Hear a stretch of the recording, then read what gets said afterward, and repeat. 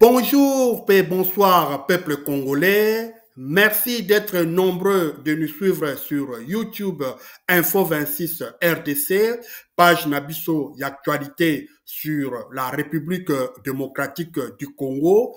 Commentez, partagez, likez et abonnez-vous abonnement na page Nabiso Info 26 RDC.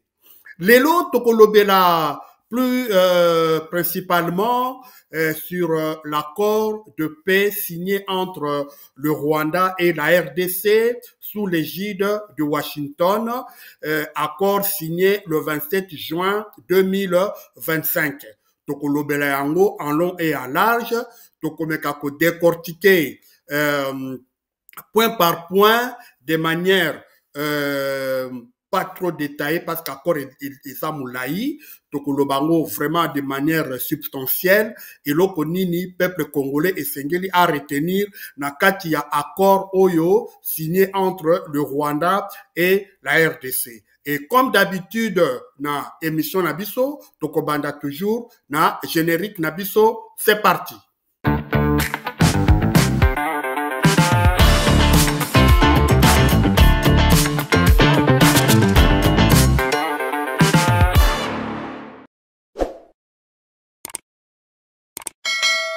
Abonnez-vous massivement et partagez.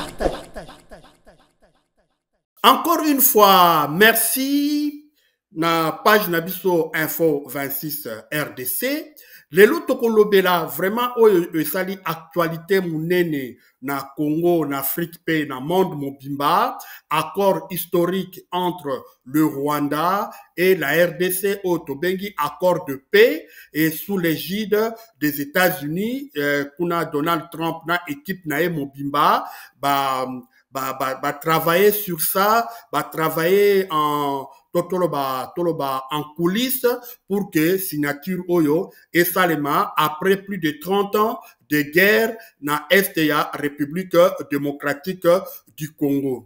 Kasi accord oyo ndenge et signamé le 27 juin, tomoni peripétie nango, tomoni épisode oyo eleki, mais eza accord oyo et eza kolobama de part et d'autre, ba oyo bazape basepeli tomoni kuna quand il y a président de la République kuna otobengi ba fatigant, tomoni bango batie ba poudre na mutu lokola bana ya examen d'état bazwi ba résultat, ba fongoli ba champagne, bazoko clamer victoire, balobi guerre esili, bitumbe esili, pe koti na Congo, et puis na ngambo mususu pe oyo baza muke sceptique to baza muke na ba réserve, bango pe bazotala de nini batangi, mingi batie ba réserve na application ya accord oyo. Mais biso na kati ya émission na biso tokoluka to travailler to décortiquer to kota na bozindo ya kati ya accord oyo na ndenge to landi pe ba spécialiste, ba observateur, ba politicien, ba sécurocrate, ba journaliste oyo baza ba spécialiste sur le Congo, pe biso moko to bengi pe batu, to yoki pe batu pour meka kosala pe opinion na biso na kati ya deal oyo ezali entre le Rwanda et la RDC. Tokomekana nous kopesa ba épisode tokopesa historique ndenge nini masolo oyo ya Washington et bandi et ndenge nini Donald Trump na équipe na mobimba kokota vraiment na makambo ya RDC parce que guerre ya Congo toyebi kezali guerre ya lelo te, ezali guerre et uti mosika. Pourquoi lelo ba américain bakoti yango et alors que na bane oyo et les kaki to monaki ba américain ba s'impliquaki ndenge ba s'impliquer na bakoro yote to mekana nukoyeba ba détail wana nyonso tu na kati ya préambule oyo.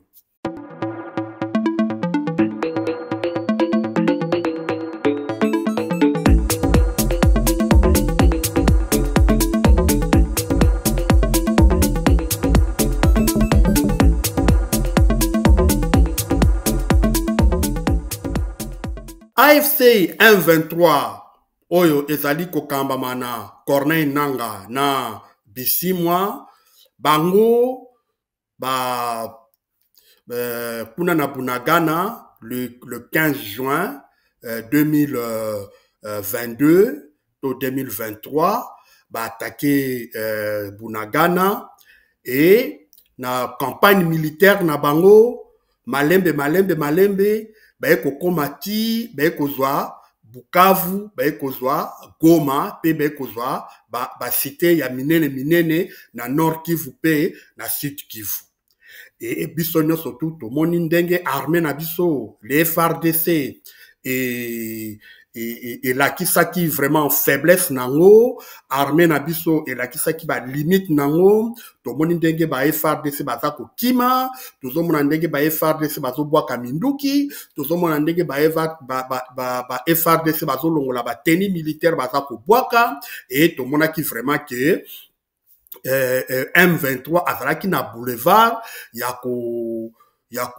continuer ndenge ba pesaki mission na bango ya kokomati na Kinshasa.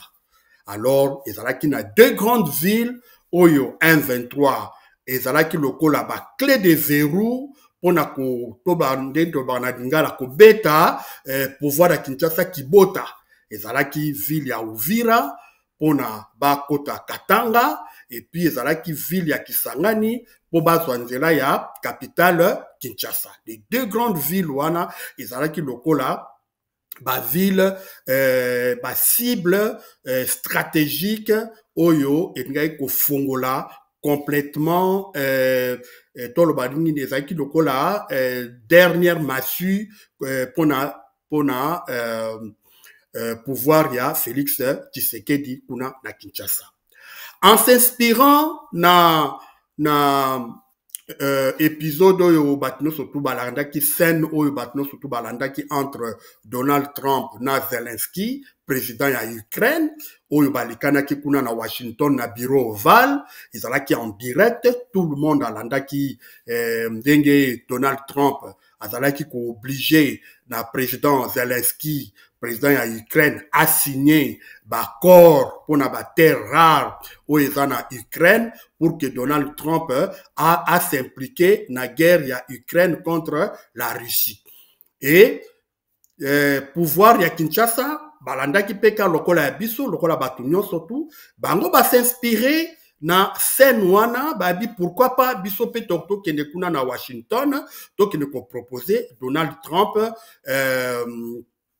accord de paix contre les minéraux. Alors, bakei, bakutanaki na équipe ya Donald Trump, meki ko sala bango ba proposition et Donald Trump a tindi oyo envoyé spécial na ye oyo atali makambo ya Grand Lac, Massad Boulos et Massad Boulos tomonaki ye ayaki na Kinshasa asololi na ba autorité ya Kinshasa après tomoni aleki kuna na Kigali akutani na président rwandais Paul Kagame aleki pe na Uganda aleki pe kuna na Kenya ameki kozwa mwa muke température to ba opinion ya batunyo surtout oyo bazali concerné na dossier ya guerre, il y a conflit, il y a Est, il y a République démocratique du Congo. Et par là, babandi ko travailler en coulisses, certainement.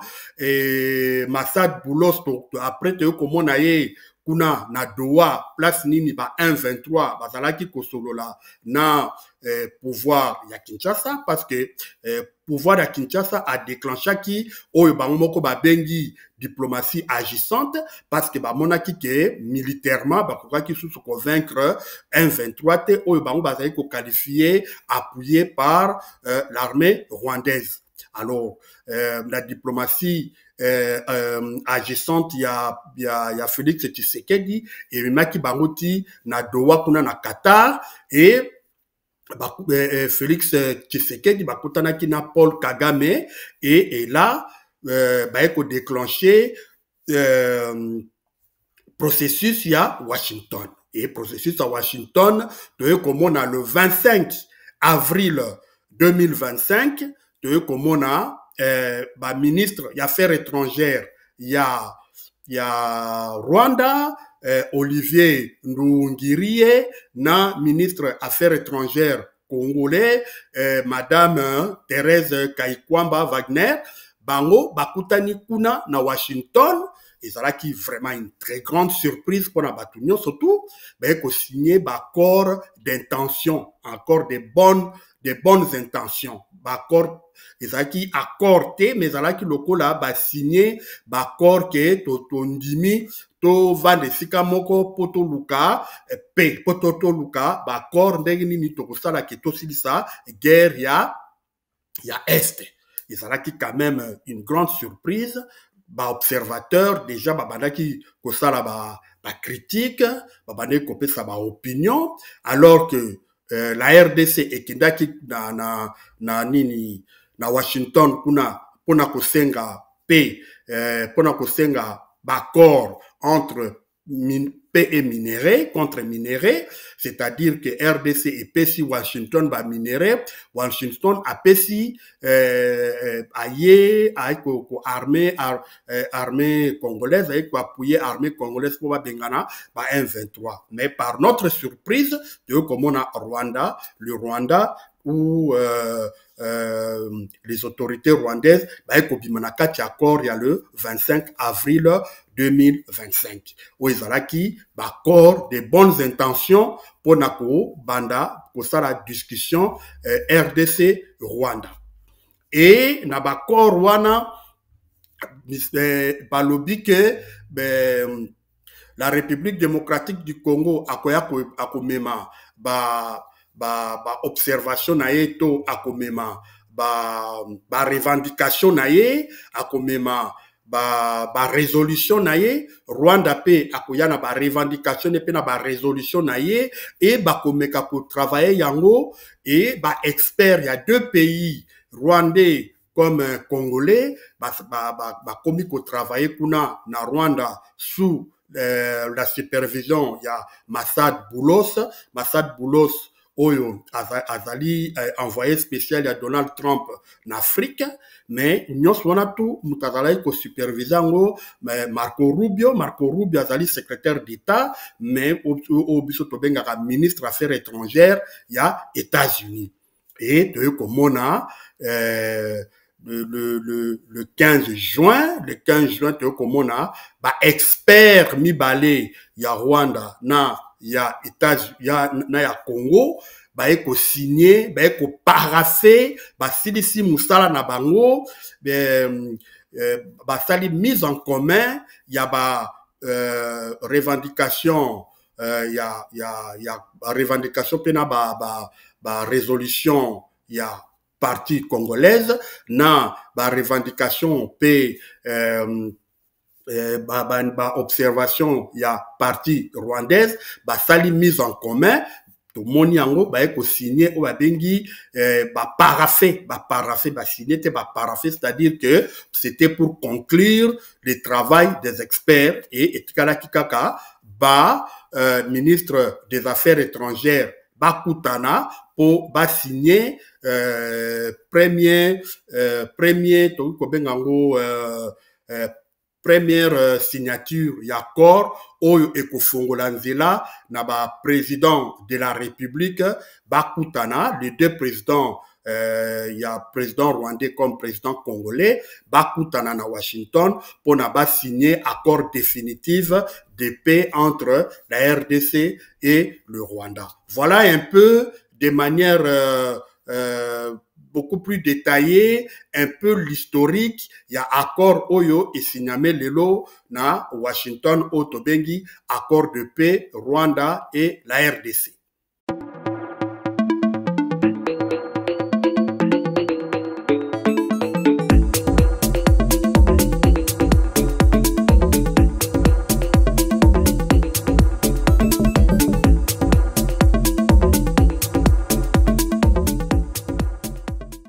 Tabongo na accord yango moko proprement dit, accord na kati accord wana elobi nini.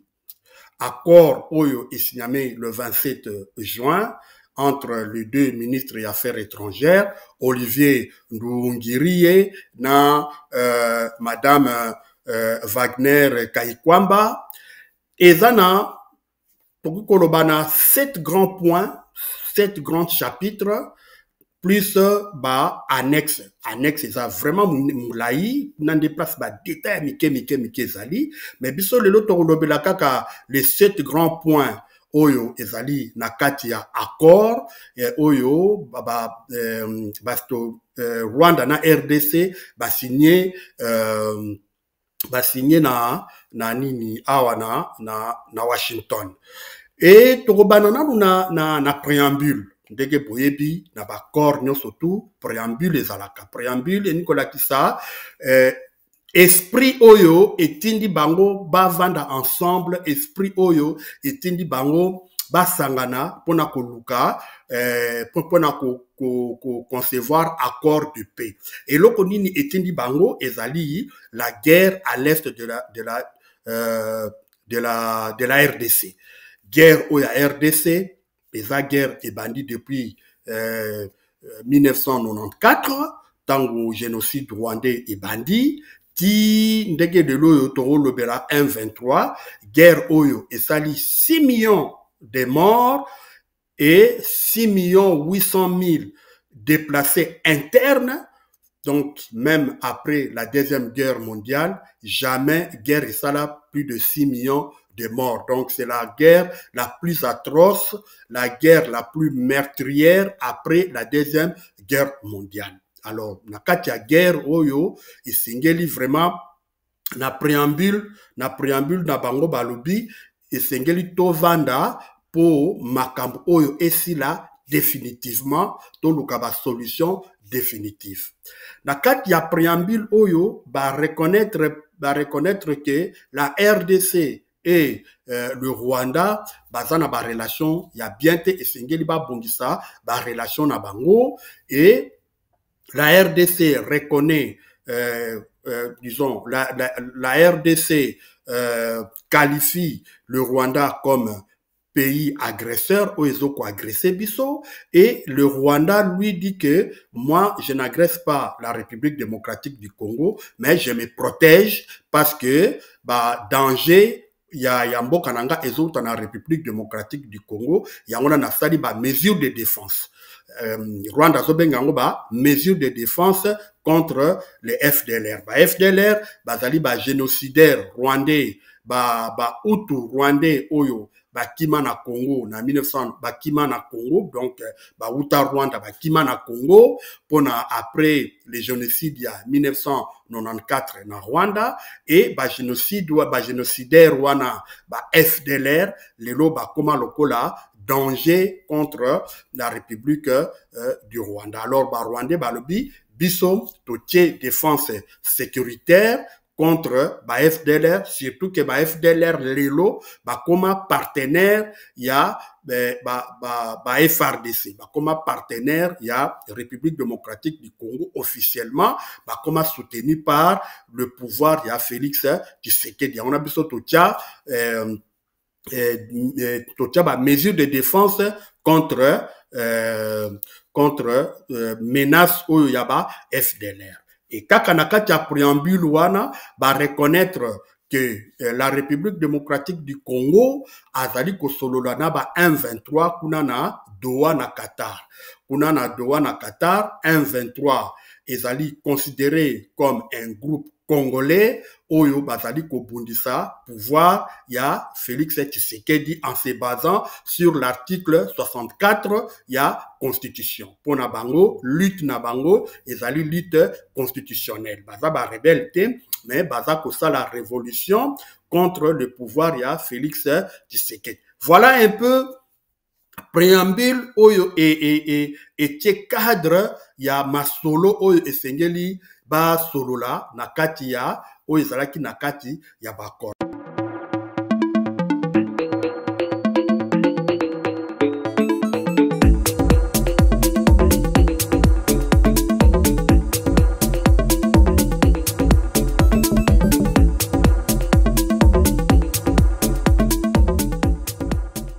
Alors, point ya liboso oyo babandi kosolola na kati ya accord wana ezali nini intégrité territoriale na cessation des hostilités. Donc na kati ya accord point numéro 1 ezali pour respecter territoire ya RDCP ya Rwanda, pour respecter cessation des hostilités. Donc, les deux pays, Rwanda na RDC, Bitumba Esengeli et Katana.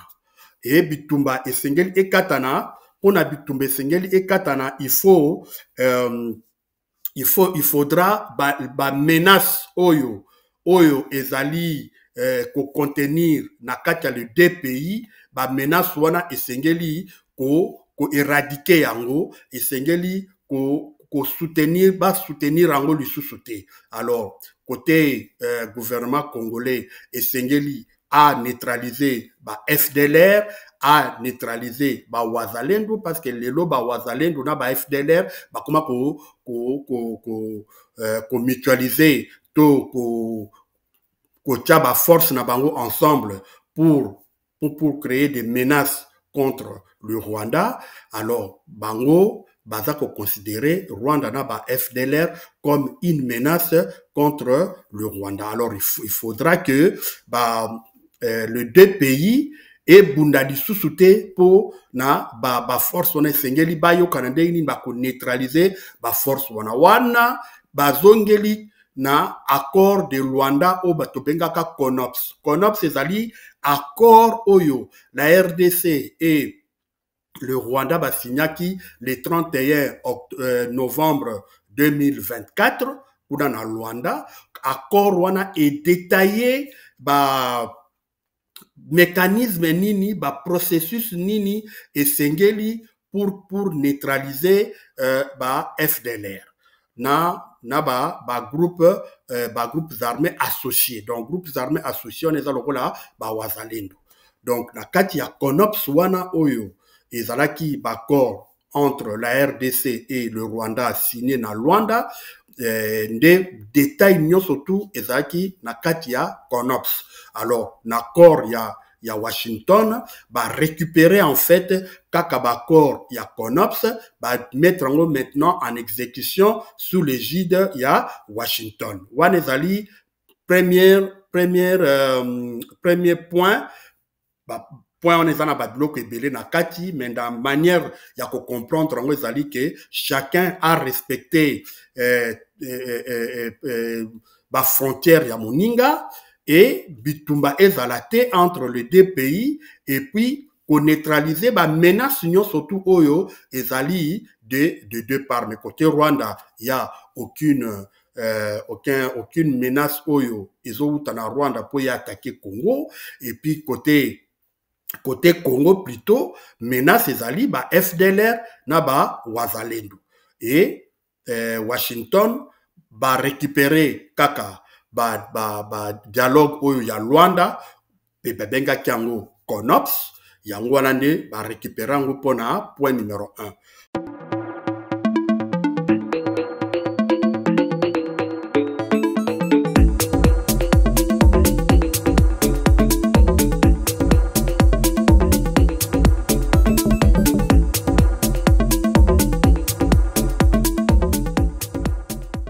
Point numéro 2, balobi désengagement des forces, désarmement des forces, intégration des groupes armés. Voilà point numéro 2. Point numéro 2, balobi désengagement. Désengagement et Nicolas Kolagisake, armée oyo bazalaki na front, bimi, longwe, place bazalaki na front. Donc, donc oyo na désarmement, tu peux comprendre que ezali le Rwanda, militaire rwandais ou bazali na sol congolais et sengeli quitter sol congolais. Or, la discussion, côté on a nous, point de vue ezali divergent entre la RDC et le Rwanda. Le Rwanda est l'obi que biso toza na militaire na territoire congolais, mais na de par congolais balobi le Rwanda ezali na kati ya Congo et yango nde muteza pour soutenir M23 et sengeli se désengager quitter le territoire congolais. Finalement na kati ya corps balobi parce que la RDC alobaki limite point rouge à ne pas franchir. Avant de signer l'accord, il faut que le Rwanda quitte la République démocratique du Congo. Finalement, ndenge ba signé l'accord Rwanda, ils allaient se souhaiter que les militaires, ce n'est pas écrit noir et blanc, mais c'est écrit le désengagement. Alors, côté rwandais, bango balobi, bango bako lever mesure de défense, bango balobi, bango ba mesure de défense contre les FDLR. Donc, par exemple, Soudan à Congo, mais bango ba mesure de défense pour se défendre contre les menaces oyo ezali de l'autre côté. Alors, bango baza prêt ya kolongola mesure wana soki menace oyo ezali ya FDLR ezali neutralisé. Désarmement, le mot français le dit, ko botola minduki na ba groupe armé. Na ba groupe armé oyo ezali considéré non étatique, c'est-à-dire ba groupes armés oyo toko benga bango lokola ba rebelle. Alors ba groupes armés wana soki totali bien ezali ba FDLR, ezali ba wazalendo pe na ba groupe ba maïmaï misusu. Et M23 n'est pas considéré comme un groupe armé parce que Kaya M23 ezala na chapitre 1 ezala na préambule Kaya M23 batindi yango kuna na Doha. Donc bango baza na rien à voir avec le désarmement oyo baza koloba pona koboto la minduki. Donc oyo bakoboto la minduki ezali musala oyo bapesi na RDC. La RDC nente koboto la minduki na ba FDLR, na ba wazalendo, pe na ba groupe mususu. Et puis, balobi intégration. Balobi intégration, il y a ba force wana na ba groupes armés. Ba groupes armés wana, il faut ba intégrer bango. Ba intégrer bango. Na langage o ya biso ba congolais to benga ango mixage et brassage.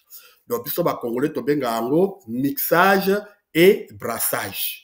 Mais na kati ya mixage wana brassage wana bapesi ba condition balobi na kati ya mixage wana ba oyo balingi bakende vie civile oyo balobi ke biso to lingi na biso susu makamba kosimba minduki te totiki na biso toke na biso na vie civile bango bakokotisa bango na programme ya DDR et comment je crois PDDR et quelque chose comme ça bango bakokotisa bango na processus wana et bao batikali bakotala bango cas par cas, c'est-à-dire ekozala intégration des masses ekotala bakotala mutu moko et puis ezape obligatoire te ezali individuel bakotala mutu moko yozanani de bakokotisa na armée pe na police pe na ba service de sécurité ya RDC pas ya Rwanda mais ya RDC. ba okotisa bango na RDC na ba service de sécurité na la police et puis na force na force armée congolaise FARDC. Donc intégration dans les FARDC et dans la police puis na ba force de sécurité dès to moni yango et kosalema au cas par cas et conditionnel et bakotala aptitude physique et morale et puis bakotala ba condition et vous allez conditionner et vous allez paix obligatoire ba msusu bakozonga na vie civile ba msusu o bakolinga ba continuer vie militaire bango bako remplir ba critères wana ndenge bayokanaki na CONOPS oyo basignaki na Luanda.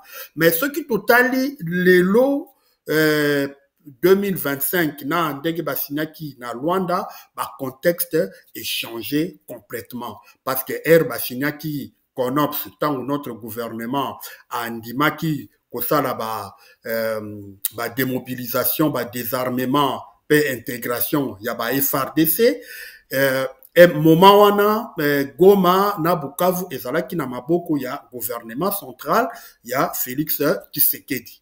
Mais lelo oyo ekomi na maboko ya ba 123 notre gouvernement akosala nini akosala pendenge nini ya kotrake ba FDLR akosala ndenge nini ya ko désarmer wazalendo bazali ba groupe multiple bazali diversifié bazana Nord Kivu bazana na Sud Kivu. On voit vraiment que deuxième point il y a désengagement puis il y a désarmement puis intégration et cause à la chose facilité surtout que ce qui totali point 2, il y a accord Rwanda RDC tokozonga bongo na accord oyo esinyamaki na 2009 entre CNDP na République démocratique du Congo ezalaki presque le même condition. Il fallait réintégrer basoda ya CNDP mais bataki les mêmes conditions cas par cas, aptitude physique, aptitude morale, et ainsi de suite. Donc, eza différence te na oyo Félix Tshisekedi asignaki na Luanda, eza pe na différence te oyo bakor esignamaki na 2009 entre la CNDP na République démocratique du Congo. À l'époque, il y a président Joseph Kabila. Donc, eza presque ndenge moko.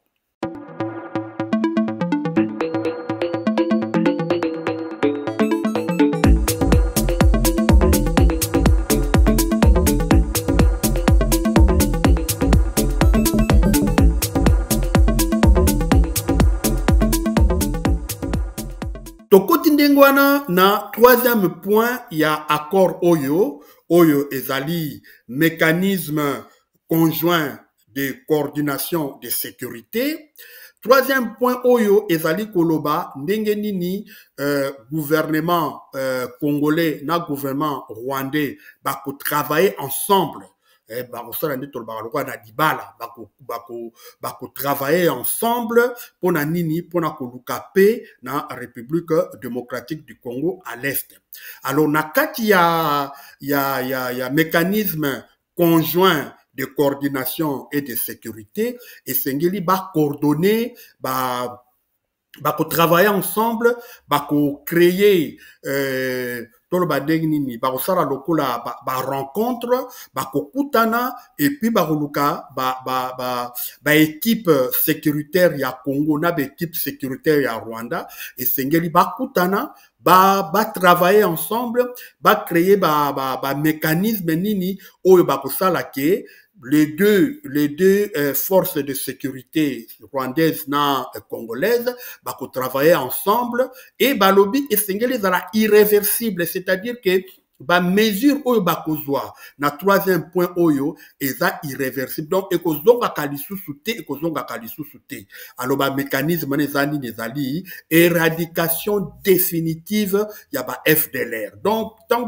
bakosangana ensemble mpo batraquer ba 1-23 c'est-à-dire armée rwandaise na armée congolaise ntango bakose mettre ensemble mpona batraquer mpe badémobiliser ba 1-23 likambo wana esengeli esila tobetaka su lisolo ya likambo wana te irréversible balobi mpe makambo ba wazalendo wana il faut esila makambo ya ba groupes armés ya mike lokola ba FDLR lokola ba mai nyatura ba mai soki nini werason ba mai eza ebele il faut likambo wana esila. Ba mécanisme de coordination nikoloba ke bakosala ke ba service de renseignement na biso ba service d'intelligence na biso il faut travailler ensemble donc la RDC et bana kokende bako fongola ba relation diplomatique ambassade na biso eko fongoma na Rwanda ambassade ya Rwanda eko fongoma na Congo. Ce qui tali troisième point oyo eza lokola tozongi bongo na accord oyo esignamaki na 2019 entre Félix Tshisekedi na Paul Kagame na Goma. Donc bazongisi kaka bakor wana batiango na troisième mécanisme il y a coordination de sécurité. Donc, armée congolaise, na armée rwandaise, il faut travailler ensemble, service de sécurité, il faut travailler ensemble, service de renseignement, et puis la police, puis bon, il faut travailler ensemble, relation diplomatique, il faut, et fongwama, pour que travailler ensemble, et puis, lobby, wana, il fait esalema dans 30 jours. Donc, comme accord ezalaki signé le 27 juin, c'est-à-dire que le 27 septembre, 3 mois je crois, c'est dans 90 jours, 3 mois, donc les 27 jours, il faut makambouana et salema na espace il y a 3 mois. Alors, il faut salema ndenge nini pendant que makambouana nyoso peut faire salema na territoire où ils allaient occupé par 1-23. C'est ça la question la plus difficile.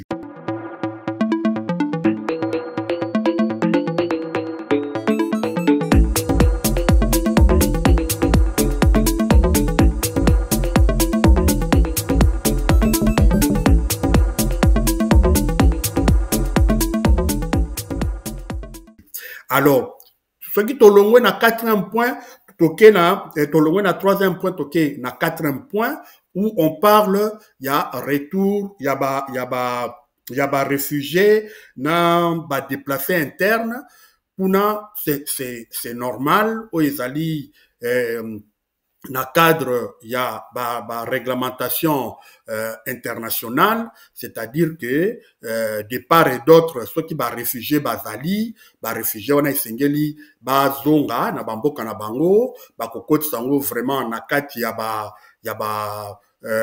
nini résolution de Genève, accord de Genève, où Italie makambetali réfugiés. Je pense que wana Nations Unies à cause de la partenaire, ACER à cause de la partenaire, puis naba organisme mususu à cause de la partenaire, au baza spécialisé na makambetali réfugiés, retour ya réfugiés, et puis déplacés internes au bazan à Congo, ça c'est le gouvernement congolais qui va s'en occuper, déplacés internes au bazan à camp de fortune, kuna na ba Walikale, na ba Sud Kivu, to na ba Nord Kivu, kuna pe na Ituri, na Katanga pe kuna, na côté na nini, na province ya Tanganyika, tous ces réfugiés-là, déplacés internes, et sengeli, bazongela, mboka na bango, village na bango,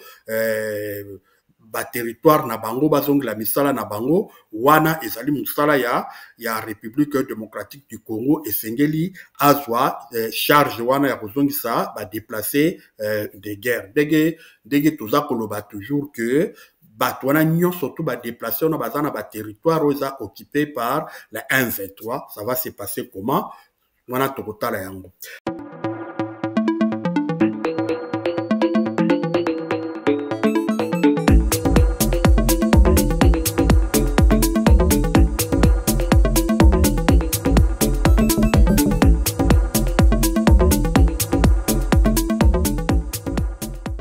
Puis, toke na 5e point, tolongwe 4e point, où ezali ba réfugié na ba déplacé, toye na 4e point ya MONUSCO na ba partenaire humanitaire.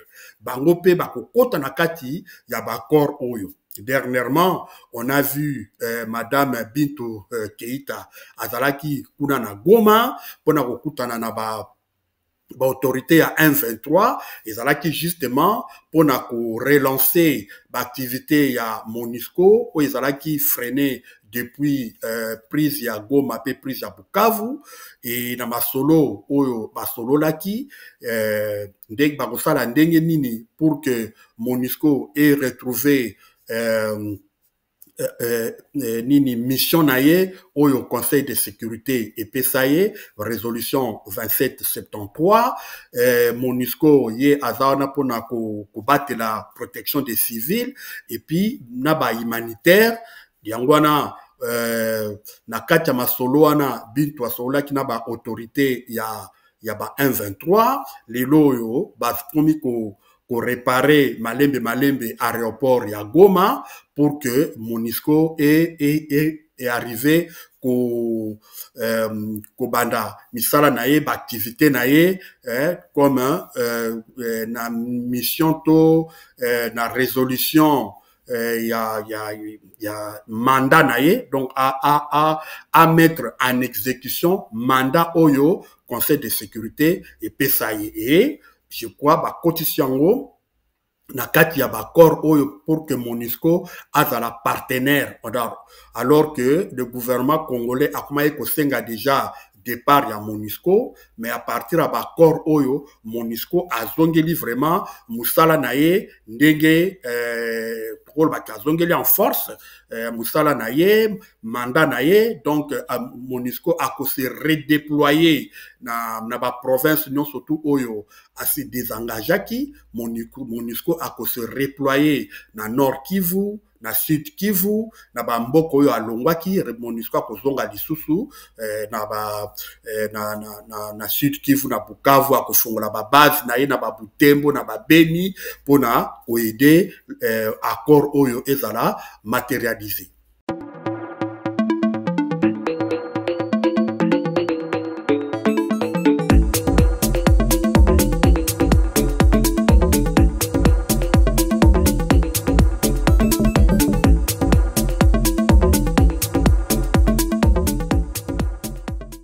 Espace il y a 3 mois depuis à partir il y a date il y a signature il y a accord oyo et sengeli les deux pays va mettre ensemble un cadre économique oyo et pour créer développement entre les deux pays va créer libre échange il y a activité économique na cadre il y a accord oyo va signer.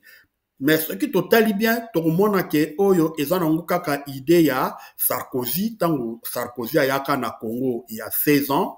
Sarkozy na parlement na biso, il avait bien dit que la RDC et Sengeli est partagé richesse nae na Rwanda. Et tout le monde que ba idée oyo ya Sarkozy azalaka nango à l'époque, les gens ont décrié nini proposition ya Sarkozy lelo oyo gouvernement na biso andimi yango na cadre ya bakor oyo ya Rwanda RDC et gouvernement na biso andimi lelo oyo kosala partage ya ba minerais stratégiques ba minerais rares entre le Rwanda et la RDC. Alors na cadre wana bako partager non seulement ba minerais na biso bako partager pe ba ressources naturelles, c'est-à-dire ba mai comme lac Kivu ils ont un gaz naturel, mais côté Rwanda, bango ba exploitaka déjà gaz naturel, il y en a qui Kivu, mais biso na Congo, nanu to bandi ko exploiter yango te. Ba kotala pe makambo etali ba barrage hydroélectrique, par exemple rivière ya Ruzizi.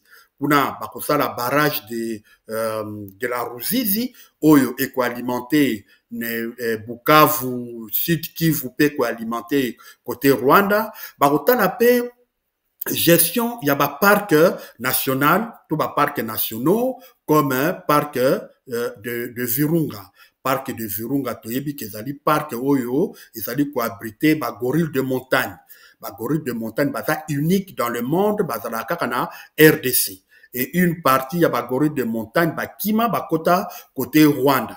Alors, pour nous visiter, au baza côté Rwanda, pour nous visiter ba gorille de montagne, c'est dans les 1500 à 2000 dollars que ba touristes, tout ba scientifique, ba foutaka na Rwanda pour aller visiter ba gorille de montagne. C'est toute une file, c'est vraiment, il y a des gens qui viennent, des scientifiques, des visiteurs. Alors, le Rwanda, à côté de Sakambongo, juste kaka pour battre par notala ba gorille de montagne. Alors, ba la cogestion, il y a parc à Virunga, il n'y a pas seulement ba gorille de montagne, il y a aussi ba richesse eza kuna na kati, par exemple pétrole eza na kati ya laki ya na parc à Virunga, nyonso wana bakosala ngo na point 6 oyo ezali cadre économique oyo bako travailler ensemble.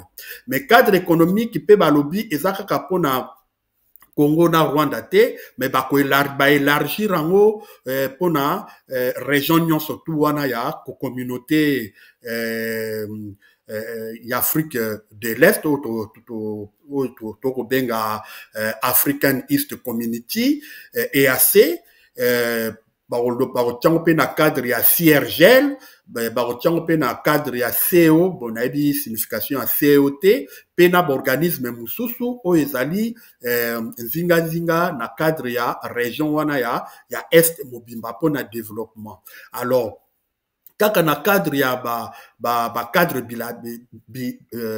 bilatéral bako créer ba mécanisme ya transparence. Donc Rwanda na Congo, il faut ba créer ba cadre de transparence ya ba minéraux wana et sengeli pe ba créer sécurité de bout en bout. Donc à partir du moment où minerai ekolongwa na Congo et kendeti na Rwanda, ba raffiner yango na Rwanda, ba tekango na libanda, il faut transparence entre les deux pays.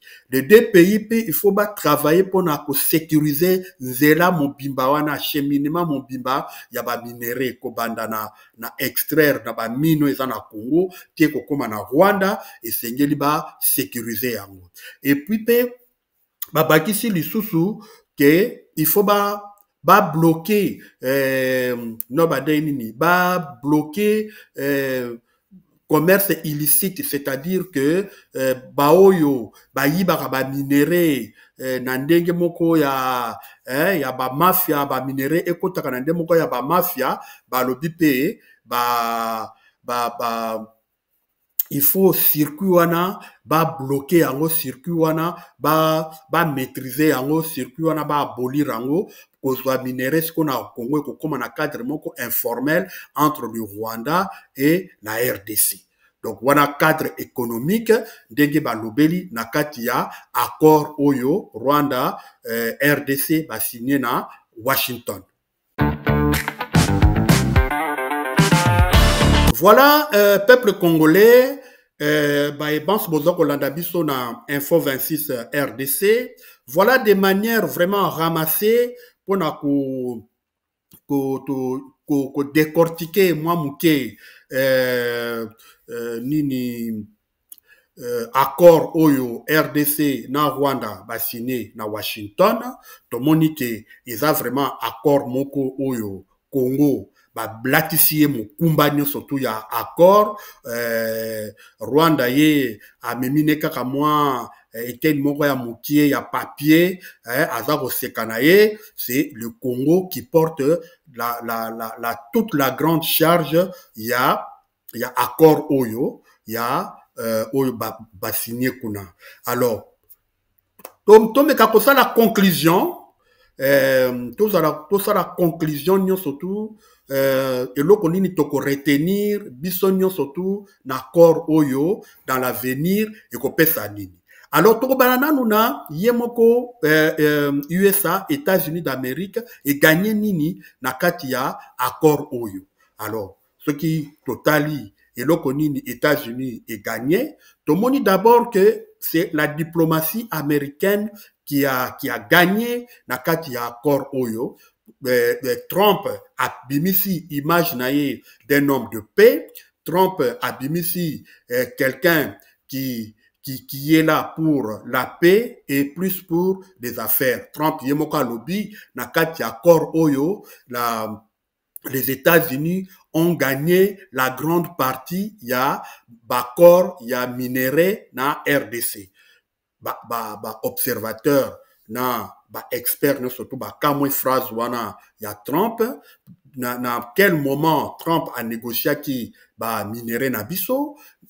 En tout cas jusqu'à présent ils a flou côté wana ils ont yebanate à quel moment Trump a négocié minerai na biso a vu tous les droits miniers ya RDC. Lelo Amérique oyo bazalaki kolobake azalaki kokota par la petite porte koyi baba minerai na biso. Lelo l'Amérique akoya par la grande porte kozwa ba minerai na biso pendant des années pendant 90 ans. Presque un siècle mobimba des États-Unis et kozala na monopole ya minerai ya Congo. Voilà ce que l'Américain va gagner na kati ya accord oyo. Donc diplomatie ya États-Unis et kobeta tolo ke bango baza diplomatie de la paix. Trump a bimi un homme de la paix et un homme d'affaires et les États-Unis ont gagné les lots guerre entre États-Unis et Chine. Les lots américains bazui hégémonie na bango na RDC bitumba bazalai ko bundisa Chine na Afrique gagné yango na Congo et dans 3 mois totala ndenge nini américain bakoya entreprise américaine ekoya kosala faire na Congo et Congo to kolbake comme lokola sous tutelle ya États-Unis. Donc Congo lelo yo toza sous pays indépendanté parce que minerai na biso to kopesa ngo na mutu mususu te kaka ekomi minerai ya américain. Rwanda, qu'est-ce que le Rwanda a gagné na kati ya accord oyo? Denge tu expliquaki na début ya émission na biso la RDC ekendaki komona États-Unis pour chercher la paix na kati ya na bitumba oyo ezalaki 1-23, mais tomoni que Rwanda il n'a jamais été demandeur de cet accord, mais américain imposer Rwanda na kati ya accord oyo et tomoni que Rwanda n'a presque rien à faire na kati ya accord oyo. Rwanda n'a aucune charge et n'a aucune obligation à faire na kati ya accord oyo. Au contraire, le Rwanda a gagné dans sens nini que d'abord le Rwanda le loyo tokoloba lisusu tokolobela lisusu te que Rwanda a agresseur à Congo, le lo tokolobela lisusu te que Rwanda agressaka biso à travers groupes armés, le lo tokolobela lisusu te que Rwanda azoyiba ba minerai na biso puisque Rwanda siko akoza ba minerai na biso na cadre moko formel et puis le Rwanda a raffiné minerai na biso. Donc le Rwanda a gagné sur tous les plans et à la plan sécuritaire et à la plan économique. Le Rwanda a plus gagné. Le 1-23 moni yango 1-23 basali publication na bango clair et net, bango balobi bango baza concerné te na accord oyo ezali signé entre Rwanda na RDC. Balobi ki wana ezali accord oyo Paul Kagame na Félix Tshisekedi signé, bango etali bango te, bango bazana na Goma, bakotikala na Goma, bakolongwa na Goma te, bakolongwa na Bukavu te, bango bazawana, bango bakokutana na gouvernement congolais kuna na Doha. Et toyebi ke na négociation au bakosala na Doha, M23 azana position des forces et certainement un 23 va imposer position naie, va imposer revendication naie parce que le gouvernement congolais a obligé à matérialiser l'accord Oyo dans l'espace à 3 mois et sans les 1-23 sans l'accord avec le 1-23, à matérialiser accord royauté. Donc, le 1-23, il y a le col à PCP moins force, na doa kuna, place nini 1-23, à quoi imposer opinion na eto, revendication na ye. Peuple congolais, qu'est-ce que le peuple congolais a gagné? Tomoni yango, le peuple congolais est aujourd'hui encore plus divisé qu'avant. Le peuple congolais a divisé complètement parce que corps oyo et les qui n'a parlementé, corps oyo et les qui n'a sénaté, ni le parlement ni le sénat ne connaît détail il y a accord oyo. C'est vrai que l'accord est publié oyo toyebi mais oyo toyebi na se toyebi te oyo ndenge Trump alobi ke lelo yo Trump azwi droit minier nyonso tu ya Congo accord wana eleki wapi tomoni yango wapi tomoni te tobi kaka Trump ye moko alobi yango na bureau Oval ke aza na esengo parce que bazwi la grande partie ya droit minier na Congo. Notre Sénat est complètement non informé. C'est le peuple congolais qui perd, c'est le peuple congolais qui ne sait pas le vrai deal qui entre Félix Tshisekedi na américain. Afrique, qu'est-ce que l'Afrique gagne, qu'est-ce que l'Afrique perd? L'Afrique perd tout parce que la dignité y'Afrique ils ont sous-sauté parce que africains les lo oyo bakumi koluka leur africains bakumi koluka leur émancipation envers occidentaux, mais le Congo a zongisi Afrique na ère coloniale. Et Félix Tshisekedi Lelo a commis un président méfiant envers président y a mboka mususu en Afrique commis que c'est méfier na ye. Et yemoko RDC est gagné nini. RDC il a presque tout perdu parce que il a eu charge Mobimba, il a exécuté accord Oyo, il faut attraquer Wazalendo, il faut attraquer FDLR, il faut Asalaboye, il faut accéder minerai naye, il faut donc RDC c'est lui qui a la plus grande partie ou la plus grande charge. Il y a accord Oyo, alors que Akenda qui pona koluka paix, mais Akeko Kutana na makambusu, la RDC a été piégée, la RDC s'est piégée lui-même, la RDC est tombée dans sa propre piège. Alors, pour nous parler sur accord yango moko, ce qui totali accord yango moko to monake, accord oyo ezali lokola bitoto, on a récupéré plusieurs accords, il y a Luanda, accord et mécanisme de suivi, il y a Addis Abeba, accord il y a ndenge na ndenge, accord il y a EAC, nyon surtout sangisi yango sika moko et pesi accord oyo to bengi accord Rwanda RDC sous la supervision du Washington. Merci d'avoir suivi notre émission. À la prochaine.